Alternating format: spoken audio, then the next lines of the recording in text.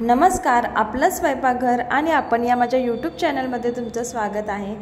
आज आपण एका बर्थडे पार्टीला आलेलो आहे आणि आता आपण बघूया या बर्थडे पार्टीमध्ये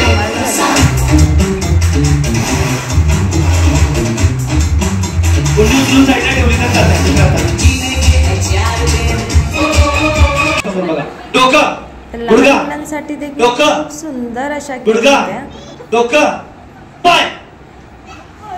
पाय म्हटलं मावशी क्लास उचलायची गडबड आहे।